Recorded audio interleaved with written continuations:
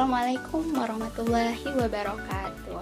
Hai teman-teman sekalian, perkenalkan nama saya Amelia Putri dengan NIM 23531007 dari Prodi Pendidikan Agama Islam semester 4. Nah teman-teman sekalian, saya akan menjelaskan materi mengenai pendidikan Islam di negara Singapura. Secara kita ketahui bahwa negara Singapura itu terletak di Asia Tenggara yang di Semenanjung Malaya, kemudian berbatasan dengan Selat Johor di utara dan Selat Singapura di selatan. Nah, untuk penduduknya itu sekitar 5,9 juta jiwa dan luas wilayah negara Singapura itu sekitar 728 km persegi. Bagaimana dengan kondisi sosial budaya di sana? Tentu saja di Singapura itu sangatlah beragam, di mana terdiri dari berbagai kelompok etnis seperti dari Tionghoa, India, kemudian Melayu, dan Eurasia. Nah, sistem pendidikan di Singapura itu sangat terkenal dan sudah lama diakui secara internasional, dikarenakan kualitasnya yang tinggi dan berfokus pada pencapaian akademiknya yang sangat kuat. Nah, selanjutnya kita akan membahas mengenai sejarah pendidikan Islam di Singapura, lembaga pendidikan Islamnya, dan regulasi pemerintahnya. Jadi, teman-teman sekalian, bahwa pendidikan Islam di Singapura itu mulai berkembang sejak kedatangan para pedagang dan ulama dari Melayu, kemudian dari Arab, dan dari India Muslim pada awal abad ke-19. Nah, pada awalnya, pendidikan Islam di Singapura itu dilaksanakan di rumah-rumah agama, di masjid, di surau, itu masih dilaksanakan di sana. Namun, dengan seiringnya berjalannya waktu, maka umat Islam itu mulai mendirikan madrasah formal, di mana ada beberapa madrasah yang terkenal di Singapura seperti Madrasah Al-Junaid Al-Islamiyah, kemudian Madrasah Al-Ma'arif Al-Islamiyah, kemudian yang ketiga ada Madrasah Al-Arabiyah Al-Islamiyah. Nah, madrasah-madrasah ini itu menggabungkan kurikulum agama dengan pembelajaran umum seperti matematika, bahasa Inggris, sehingga dengan adanya penggabungan ini itu menunjukkan adanya usaha untuk menggabungkan pendidikan agama dengan pendidikan modern.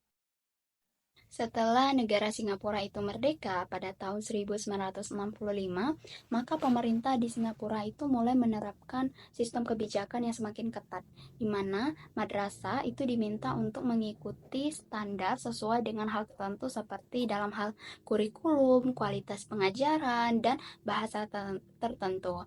Kemudian, pemerintah itu juga mendirikan Majelis Ugama Islam Singapura atau dikenal dengan MUIS yang bertugas untuk mengelola dan mengawasi pendidikan Islam. Nah, MUIS dan pemerintah ini memiliki sebuah tujuan untuk meningkatkan mutu pendidikan Islam, di mana dengan adanya beberapa program seperti program skema pendidikan Islam sepanjang hayat untuk orang-orang dewasa, kemudian pelatihan untuk guru-guru madrasah, kemudian ada juga kolaborasi dengan universitas luar negeri seperti Universitas Al-Azhar di Mesir. Selanjutnya yaitu struktur dan jenjang sekolah di negara Singapura. Yang pertama yaitu preschool and kindergarten.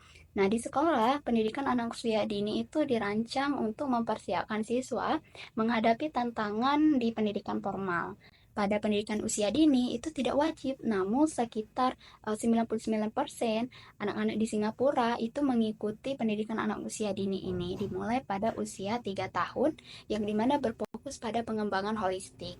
Kemudian anak-anak pada usia 5-6 tahun mereka akan mengikuti kindergarten yang dimana berfokus pada literasi awal, numerik, and social skill.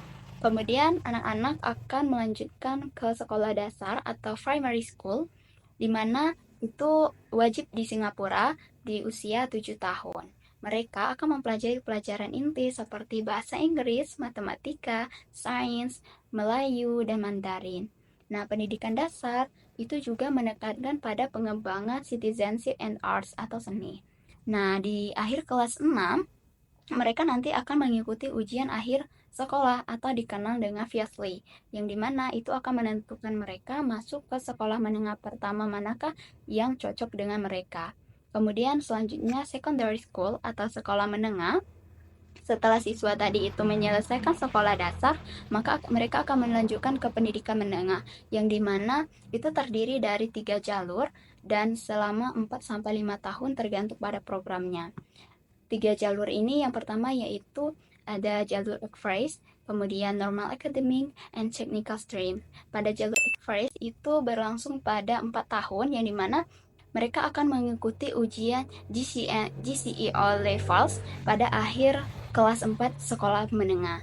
Kemudian yang kedua yaitu Normal Academic, yaitu program 5 tahun di mana mereka nanti akan mengikuti ujian GCE and Levels di akhir kelas 4.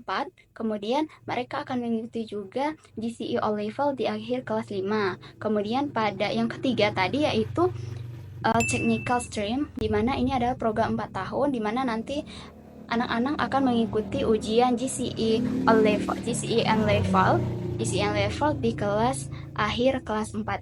Kemudian pendidikan menengah itu berfokus pada mata pelajaran inti seperti bahasa Inggris, kemudian matematika, kemudian dan sains. Nah, dan juga siswa itu disediakan untuk belajar di berbagai bidang lain seperti dalam bidang desain dan teknologi, kemudian dalam bidang seni, dan juga dalam bidang ilmu-ilmu yang sudah maju. Setelah mereka sekolah menengah, siswa nanti akan memilih 3 jalur yang akan dipilih, yaitu Junior College, Polytechnic, dan Institute of Technical Education atau ITE.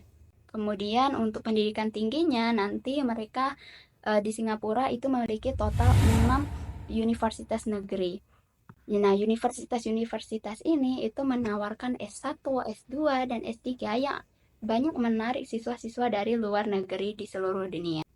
Dan fun fact-nya bahwa 2 universitas di negara Singapura seperti Universitas National University of Singapore atau NUS dan Nanyang Technological University itu secara konsisten berada di peringkat universitas terbaik di dunia, dikarenakan lembaga-lembaga ini karena penelitiannya, dikarenakan keunggulannya dan dampak globalnya. Nah, selain universitas negeri, di sana juga ada universitas swasta di mana menawarkan berbagai macam kursus termasuk dengan kolaborasi dengan universitas-universitas internasional dari luar negeri seperti Inggris dan Australia. Di Singapura itu dikenal dengan kurikulum Cambridge, di mana menawarkan pada berbagai tahapan dan kualifikasi yang telah diakui secara global. Kurikulum ini itu mempersiapkan siswa untuk pendidikan tinggi dan dunia kerja, di mana sesuai dengan kurikulum ini, maka metode pembelajaran yang digunakan di Singapura itu lebih menekankan pada pendekatan interaktif, pemahaman secara mendalam, kemudian dengan pemanfaatan teknologi. Tidak hanya itu, di Singapura itu juga lebih menekankan pada pengembangan berpikir kritis, pemecahan masalah, dan bagaimana kreativitas siswanya. Kurikulum pendidikan Islam di Singapura itu disusun oleh MUIS, yang dimana sudah dijelaskan tadi bahwa MUIS ini bertugas untuk mengelola dan mengawasi pendidikan Islam agar sesuai dengan konteks masyarakat di Singapura dan sesuai dengan pada era sekarang ini. Di mana di Singapura itu ada madrasah penuh waktu dan madrasah paruh waktu.